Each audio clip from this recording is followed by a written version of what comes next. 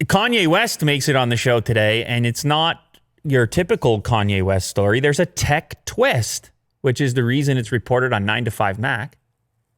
He's somebody connected to Kanye is actually blaming the iPhone for the delayed submission of the campaign ballot in Wisconsin. So for those that are unaware, Kanye West sort of running for president. He's a bit late to the party. It would be fairly obvious at this point that kind of introduced himself to the process at a later date than the other competitors. That's pretty clear.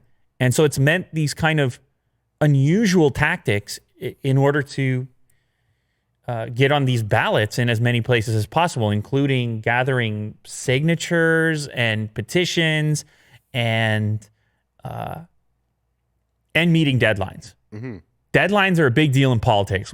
You want to be in a campaign, you got to meet the deadline. Well, anyways, he wanted to get on this Wisconsin ballot, and the people he was working with, they brought this through. They brought this 23-page document.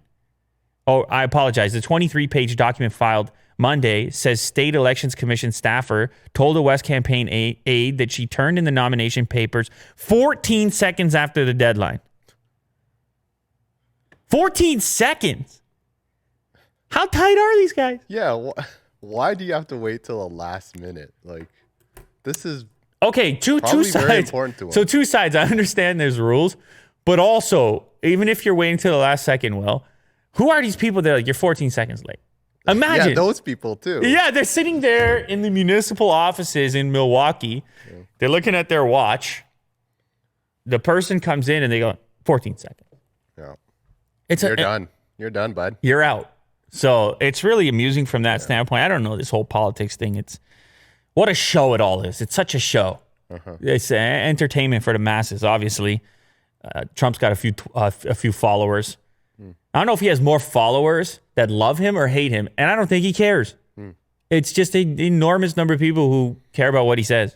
I don't know if it matters. Everybody's spreading the message, no matter which way they feel about it. Yeah, he's trending most of the time. On Twitter. So it's exactly anything that he says. Exactly, because you get both sides. Every time you say anything, you get the lovers and the haters, and that's social media in 2020. People might be surprised. They might think that their hatred is in some way detracting when it's actually propelling the message, or at least sending it further. Your outrage is a sort of like a republishing of the original thing. You're a distribution node in the message. You know what I mean? Node. You're a node. That's all you are. You're just doing the thing that's expected of you. And people figure out these techniques based on what works.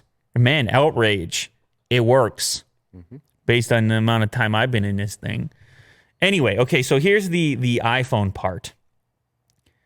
Curran dismisses a video and tweet by WISN TV, Channel 12 reporter that Ruland and her assistant entered the building 18 seconds after 5 p.m. Curran also challenged a video by a Democratic Party staffer that suggested they arrived about 20 seconds after the deadline. The video, Curran said, used an iPhone clock to track Ruland's entrance. Curran said such clocks are notoriously faulty. So they're having a dispute right now, the various politicians, whether or not this should be allowed. And the timer that's being used as the evidence that the submission was late was an iPhone timer.